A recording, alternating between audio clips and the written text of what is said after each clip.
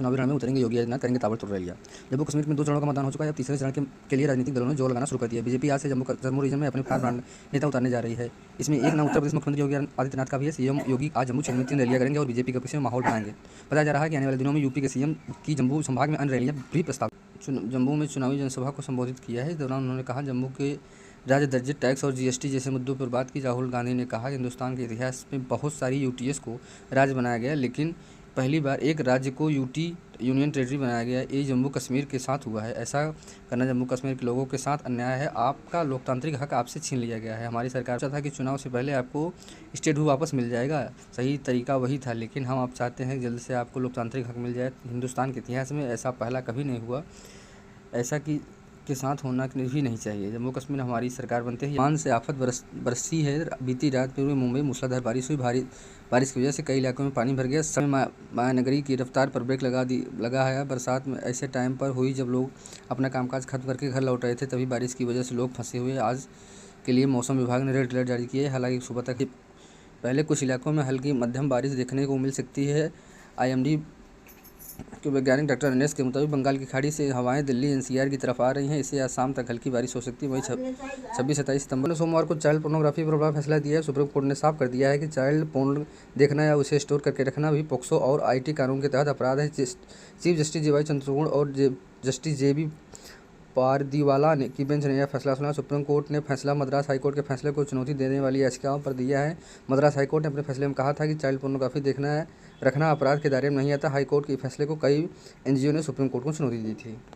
RRR star junior NTR की अगली film देवरा release के लिए तैयार है। 27 सितंबर को थिएटर में रिलीज होने जा रही इस फिल्म में लीड एक्ट्रेस जानवी कपूर है और सैफ अली खान विलन के रोल में है। तेलुगु इंडस्ट्री के टॉप स्टारर्स में से एक जूनियर NTR हिंदी समेत 5 भाषाओं में रिलीज हो रही है। देवरा से हिंदी ऑडियंस के साथ लेना चाहते हैं। उत्तर भारत के हिंदी मार्केट में पहले में पॉपुलर अपनी डब फिल्मों के जरिए NTR ने अपनी सॉलिड पहचान बना रखी है। ऊपर से RRR के प्रमोशन के समय उनकी एकदम साफ हिंदी में भी जनता को इम्प्रेस किया है और फिर देवरा के प्रोमोज और ट्रेलर में उन्होंने अपनी आवाज़ में हिंदी अच्छी डबिंग की है।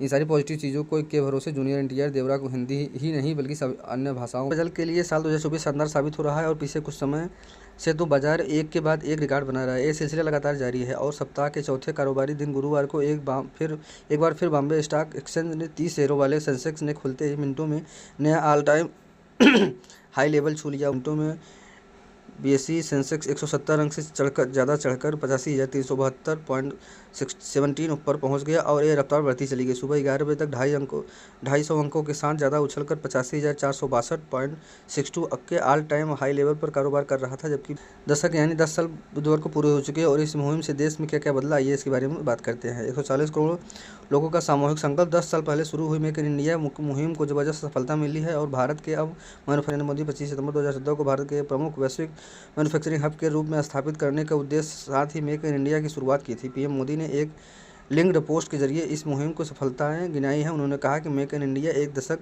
पूरे होने पर इसकी छाप सभी सेक्टर्स पर दिखाई देने करते हैं। क्रिकेट। भारतीय क्रिकेट से भारतीय टीम इस समय अपने घर बांग्लादेश के खिलाफ 2 मैचों के टेस्ट सीरीज खेलने जा रही है। इससे पहले मैच में 280 रनों की जीत दर्ज की है। अब भारत बांग्लादेश के दूसरा और सीरीज आखिरी टेस्ट मैच 27 सितंबर को कानपुर ग्रीन पार्क स्टेडियम में खेला जाएगा। दूसरे टेस्ट जीते ही भारतीय टीम सीरीज में बांग्लादेश को क्लीन स्वीप करेगी। इसी को लेकर अब भारतीय प्लेयर कानपुर भी पहुंच गए हैं। सोशल मीडिया पर भारतीय टीम के कानपुर पहुंचने के फोटोज वायरल हुए। इसमें कप्तान रोहित शर्मा और विराट कोहली समेत बाकी प्लेयर। आज बात करते हैं 11 सितंबर को शुरू हुए महालक्ष्मी व्रत। आज आखिरी दिन है। पितृपक्ष के दौरान अश्विन मास के कृष्ण पक्ष अष्टमी तिथि को महालक्ष्मी व्रत का समापन किया जाता है। यह व्रत महालक्ष्मी कृपा प्राप्त करने के लिए उत्तम माना जाता है। महालक्ष्मी व्रत राधा अष्टमी से लेकर अश्विन कृष्ण अष्टमी तक चलता है। ऐसा माना जाता है कि अगर विधि पूर्वक और श्रद्धा से महालक्ष्मी व्रत पूर्ण किए जाए तो देवी लक्ष्मी धन का भंडार हमेशा। पेरेंट कंपनी मेटा की तरफ से 2 दिन के इवेंट का आयोजन किया गया। इसमें मेटा कनेक्ट 2024। इस इवेंट के दौरान भारतीय समयानुसार बुधवार रात को कई बड़े ऐलान किए गए। कंपनी ने ओरियन का ऐलान किया। यह असल में एक एडवांस ग्लास है। कई जगहों पर आपको एप्पल वर्जन प्रो की भी याद दिला सकता है। मेटा ने इसके अलावा और कई बड़े ऐलान किए। इसमें new entry level VR headset, QR quest 3S, Ray Ban, Meta smart glasses और मेटा AI से नए फीचर्स को शामिल किया है। ओरिजिन पेश किया है। हालांकि AR ग्लास अभी प्रोटोटाइप स्टेज में है, लेकिन इसमें दिए गए फीचर्स हैरान कर देंगे। कंपनी का दावा है कि ओरियन दुनिया का अब तक बनाया गया सबसे मोस्ट एडवांस्ड स्मार्ट ग्लास है। मेटा कनेक्ट 2024 के दौरान मार्क जकरबर्ग ने ओरियन स्मार्ट ग्लास का डेमो दिया और लोगों को हैरान कर दिया। यह स्टैंड अलोन स्मार्ट ग्लास है, इसमें कोई वायर भी नहीं लगा है और इसका वजन 100 ग्राम से भी कम है। ओरियन देखने किसी आम चश्मे जैसा लगता है और इसमें होलोग्राम डिस्प्ले है। पहली बार कंपनी ने फुल होमोग्राफिक ऑटोमेटेड रियलिटी ग्लास का स्पैम कॉल्स और एसएमएस से एक बड़ी समस्या है। इन कॉल्स से बड़ी संख्या में लोगों को परेशानी और लगातार इसकी शिकायतें करते रहते हैं। इस दिक्कत को दूर करने के लिए एयरटेल ने खास कदम उठाया है। कंपनी ने artificial intelligence powered spam disconnection solution release किया है। ये सर्विस एआई की मदद से एयरटेल कंज्यूमर्स को संभावित स्पैम कॉल्स और एसएमएस से बचाएगी। कंपनी का कहना है कि ये सॉल्यूशन स्पैम कॉल्स और मैसेज की रियल टाइम जानकारी यूजर्स को देगा।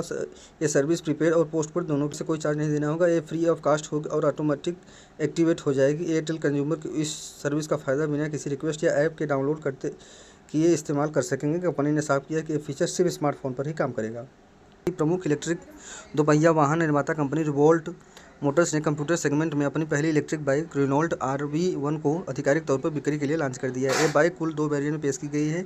इसके बेस वेरिएंट की शुरुआती कीमत 84,990 रुपये तय की गई है। भारत में बिकने वाली सभी दोपहिया वाहनों में मोटरसाइकिलों की हिस्सेदारी 70% और कंप्यूटर सेगमेंट में सालाना 80 लाख से ज़्यादा यूनिट्स वाहनों की बिक्री होती है। ऐसे में RV1 के साथ रिवोल्ट मोटर्स एक बड़े सेगमेंट की एंट्री है। ये कंपनी के पोर्टफोलियो की सबसे सस्ती बाइक है। कंपनी इसकी आधिकारिक बुकिंग भी शुरू कर दी है। इससे ग्राहक अपनी ऑफिशियल वेबसाइट और अधिकृत डीलरशिप महज 499 में बुक कर सकते हैं। दोपहिया कंपनी वाहन निर्माता कंपनी यामाहा ने इंडिया मार्केट में अपनी रेजेड स्ट्रीट रैली को कुछ अपने अपडेट के साथ लॉन्च कर दिया है। यामाहा ने अपने इस स्टाइलिश स्कूटर में आंसर बैक फंक्शन और LED data time running light जैसे अपडेट्स दिए हैं। इस स्कूटर की शुरुआती कीमत 98,130 रुपये है।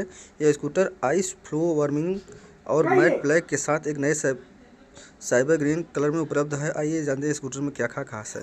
नई यामाहा RX रैली का आंसर बैक फंक्शन चालक को भी भीड़ भाड़ इलाकों में स्कूटर का पता लगाने में मदद करता है। मोबाइल ऐप के जरिए चालक बटन दबाकर स्कूटर को पार्क किए हुए जगह की पहचान कर सकते हैं। इस फंक्शन से इस्तेमाल से दौरान स्कूटर में ब्लिंकर के साथ बीप साउंड आता है। यह फीचर्स विशेष रूप से उन राइडर्स के लिए है फायदेमंद जो अक्सर व्यस्त।